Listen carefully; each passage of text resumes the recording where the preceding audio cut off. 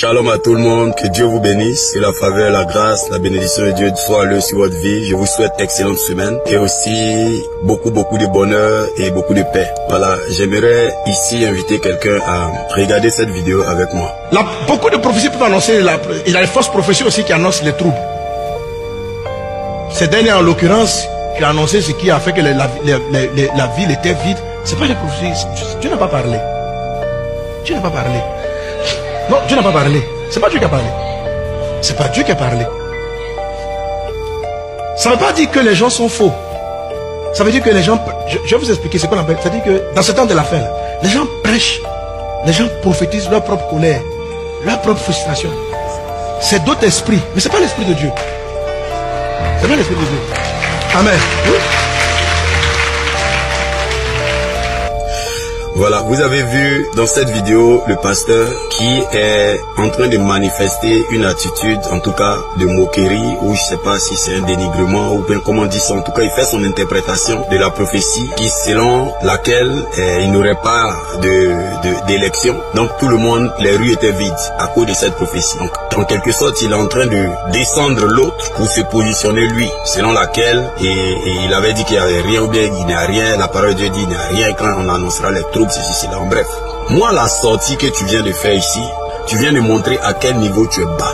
Tu viens de montrer à quel niveau tu es mouillé et à quel niveau tu es une lait pour l'église de Côte d'Ivoire. Tes collègues ont fait culte eux tous. Tout le monde est au courant de ça. Moi-même j'ai fait mon culte hier. Personne n'a parlé de cela. On regarde. Parce qu'avec Dieu là, ces voix-là sont insondables. Mais si c'est pas quelqu'un qui a une position, ça veut dire que pendant que lui il a donné sa prophétie, toi tu faisais partie de ceux qui prient pour ne pas que ça s'accomplisse. C'est pourquoi tu es content. Mais c'est pas ce qui m'intéresse. Ce qui m'intéresse ici, c'est le côté où tu dis qu'il y a des gens qui prophétisent avec leur émotion. Partagez la vidéo que ça arrive chez lui. Partagez la vidéo. Je vais l'enseigner. Qu'il aille voir dans le livre de Job. Lui qui a délivré Job de la lèpre qui était sur lui et de la souffrance qu'il avait de plusieurs années là. C'était un jeune. Et comme il parlait de jeune, je suis pas sûr que je suis un jeune aussi jeune par rapport à lui. Hein. Mais je dis ça dans le sens peut-être du ministère. Écoute, il y a quelque chose ici. Quand tu dis prophétiser avec les émotions, mais c'est que tu n'es pas prophète. Je viens annoncer à tous ceux qui écoutent ce monsieur-là, qui n'est pas prophète. Il s'est autoproclamé. Parce que s'il est prophète, il peut même pas faire sortir une telle chose. Et a dit que il y a des gens qui prophétisent avec leurs émotions. Je te recommande ce livre-là, je le mets à l'écran.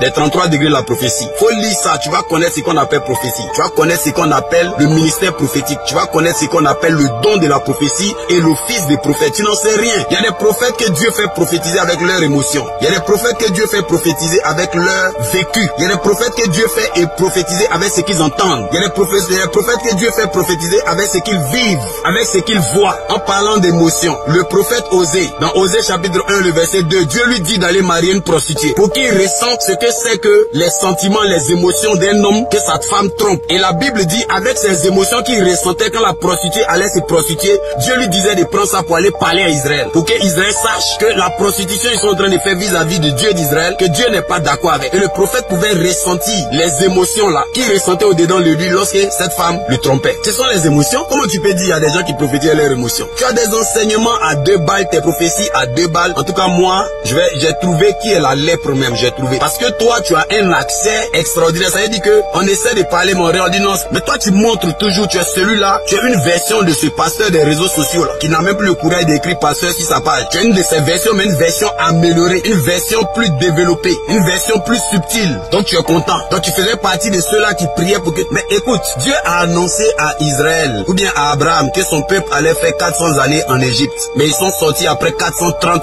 années. Donc qu'est-ce que tu appelles la prophétie c'est pas accompli? Qu'est-ce que tu en sais? Si tu étais quelqu'un même qui avait le don de la prophétie, si tu étais quelqu'un qui avait ne serait-ce qu'une petite portion du don de prophétie, tu allais dire à ton nouveau camp, à ta nouvelle écurie, tu allais leur dire, restons vigilants. Parce que Dieu a dit, ceci est une prophétie dont le temps est marqué. Elle s'accomplira. Si elle tarde, elle s'accomplira certainement. Ça veut dire que la prophétie là, elle peut tarder, mais elle va s'accomplir. Donc si tu étais quelqu'un qui savait quelque chose du prophétique là, tu allais être celui même qui allait être le plus vigilant. Mais tu es dans ta nouvelle de curie. Je comprends pourquoi quand le président Gbagbo allait dans ton église, il t'a appelé par ton prénom. Il t'a appelé par ton prénom, il n'a pas dit pasteur. T'a appelé par ton prénom. Et le peuple était choqué. Ce gars-là, il dit pas ces mots comme ça. Il savait ce qu'il faisait. Et encore, il a fait sortir un autre détail en précisant que depuis 2003, 2004, tu partais à la présidence avec ta guitare. Quand tu as un ministère qui est bâti sur le palais présidentiel, en rasant les murs du palais présidentiel, toi, tu peux pas t'asseoir pour parler de qui est faux, qui est vrai. Toi, tu es vrai en comment? Tu es né en France. Tu es né en France. Tu as grandi à la Palmeraie. Est-ce que tu sais la souffrance que les Ivoiriens vivent? Toi, tu sais pas. Toi, t'as pas souffert dans ta vie. Quand tu as commencé l'œuvre de Dieu, là, tu as un passeport français. Tu partais en vacances en Europe, au Canada, où tu voulais aller. Dès que tu as commencé net, tu as pris ta guitare, tu es entré dans le palais de Gbagbo. Ils ont commencé à te financer. Tu as commencé à louer l'école,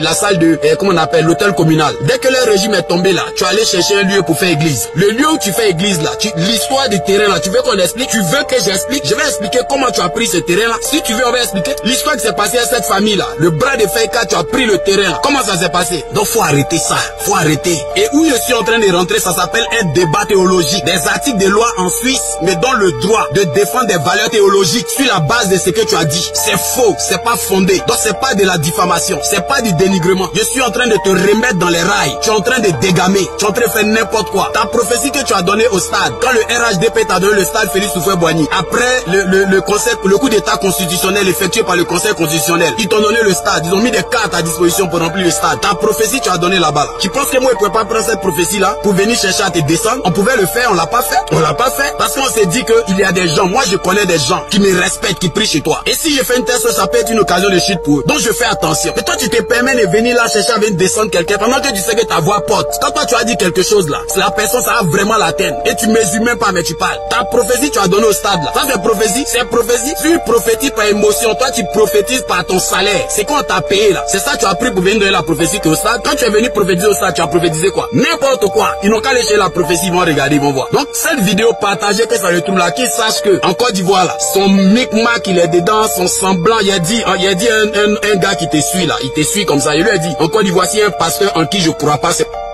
J'ai dit ça clairement, ça l'a choqué tellement. J'ai dit lui là, il est faux. Il est faux jusqu'à il est tellement faux qu'il est prêt à se maquiller pour apparaître de manière crédible. Et ils te connaissent pas. Aujourd'hui, tu as changé de camp, tu as une nouvelle écurie. Dans ta nouvelle écurie, tu as pris Simon Gbagbo, tu l'as envoyé là-bas. Tu l'as convaincu. Actuellement, c'est une grosse affaire que tu viens de faire parce que tu es servi d'elle, Blé Goudé, tout cela pour crédibiliser le régime qui est là. Et toi, tu te permets de dire, c'est comme si ce qui se passe là, toi, ça te dit rien. Ce que les gens ressentent, toi, ça te dit rien. Vaut mieux te taire. Il y a des hommes de Dieu en Côte d'Ivoire. T'es pas l'homme de Dieu qui est le plus, je sais pas. C'est toutes tes stratégies tu as fait et puis tu as ce ministère que tu vois bien, t'es pas en paix. Tes amis sont en train de construire les grands temples. Toi, tu tournes tout dans la même place là. Tu te demandes pas, tu cours pour ouvrir les églises partout. Ça peut se fermer un matin, tout ça. Au lieu de réfléchir à ça, ce que tu es en train de faire là, c'est quelque chose qui ne se fait pas. Tu cherches à passer pour la personne la plus crédible en Côte d'Ivoire. Tu es le pasteur qui est le baromètre de tous les ministères, de toutes les manifestations. C'est toi qui dois dire ce qui vient de Dieu, ce qui ne vient pas de Dieu. Qu'est-ce que toi tu as fait dans ce pays qu'on a vu? Tes prophéties à 2 balles sur les nations là pour annoncer la guerre au Congo. Là, on a besoin d'un prophète. Au Congo, là, on tue toujours des gens là-bas. Est-ce que tu as besoin d'un prophète pour dire qu'il entend des tirs? Tu as besoin d'un prophète pour dire en Indonésie ou bien en Asie, il va y avoir des volcans. Les volcans sont pleins là-bas. Alors, tu as prophétisé sur qui dans ton église et puis ça s'est accompli, on a vu. Non, il fait des croisades, il gagne des âmes. Avec quel argent? Avec quel argent? Tu as l'argent, faut construire d'abord la maison de Dieu. Construire la maison de Dieu d'abord. Tu pries sous bâche depuis combien d'années? Depuis, tu as fait combien d'années sous cette bâche? Pour mettre même cette bâche là. Comment ça s'est passé? Tu veux qu'on explique ça? Comment le terrain a été pris? T'es pas propre. Si on veut parler, t'es pas propre. Tu as rasé les murs du palais présidentiel pour construire ton ministère. C'est pas le Saint-Esprit. Quand on a bâti un ministère par le Saint-Esprit, on respecte le ministère des autres. On respecte le ministère des autres. Tu viens pas t'asseoir chercher à descendre le gars publiquement et puis tu veux qu'on s'asseye là pour te regarder. Moi, je suis avec toi. J'ai trouvé la lèpre de la Côte d'Ivoire. La lèpre de la Côte d'Ivoire là, j'ai trouvé ça, c'est toi. Et puis je demande à toute personne qui regarde cette vidéo, ces partisans là, venez insulter. Je vous fais plaisir. J'ai fait une belle vidéo pour votre pasteur. Comme maintenant il a montré que les débats doctrinaux là, ou bien théologiques là, c'est ouvert, on va faire ça. Qu'est-ce que ça veut dire? Donc faut bien éduquer tes enfants là, qui aiment insulter les gens en commentaire. Quand ils vont faire ça, je vais voir ça beaucoup. Je vais programmer un live spécialement pour toi. Et la loi m'autorise. Tant que je ne t'insulte pas, tant que je viens pour déconstruire la fausse doctrine que tu répands, je suis dans mon droit théologique. Parce que la loi m'autorise au débat théologique. Donc c'est sur ça on va partir. Élie a prophétisé la famine dans le pays. C'était sur la base de quoi? C'était sur la base du désordre qui était dans le pays. Est-ce que cette famine là, il a prophétisé parce que Dieu l'a envoyé? 1 Roi chapitre 17. Il a prophétisé ça parce que Dieu l'a envoyé? Il n'a pas prophétisé ça parce que Dieu l'a envoyé. Il a prophétisé parce qu'il a vu que le peuple vivait dans la débauche. Ils étaient dans l'idolâtrie. il vivait n'importe comment, contrairement à la voix de Dieu. C'est ses émotions qui ont déclaré et puis le ciel s'est fermé. C'est pourquoi lui-même il était condamné dans les conséquences de sa déclaration jusqu'à ce que Dieu lui dise va au torrent de Kérit où j'enverrai des corbeaux pour te nourrir. De quoi est-ce que tu parles? Quand Élie partait faire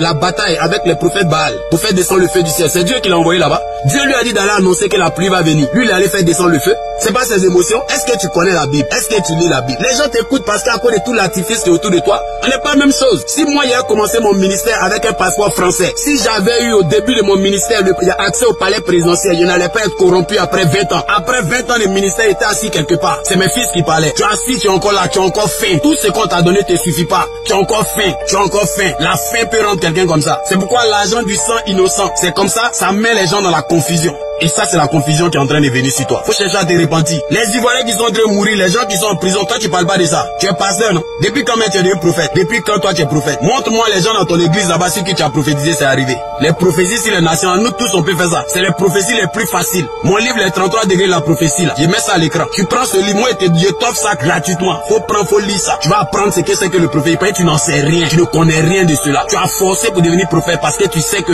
la voix prophétique est importante en Côte d'Ivoire. Et tu sais que si tes positions là, ça va te rendre important, ça va te faire écouter et les autorités vont te consulter. Tu t'es placé là en lançant un programme appelé École des prophètes que tu as commencé depuis, c'est pas 2016 mais c'est pas quelle année, 2017. Tu as commencé à déconstruire le ministère prophétique, descendre les prophètes, démystifier les prophètes pour ne même pas qu'on les respecte, pour que maintenant ce soit toi, celui-là qui connaît tout du prophétique. Et tu sais rien du prophétique, et tu sais rien.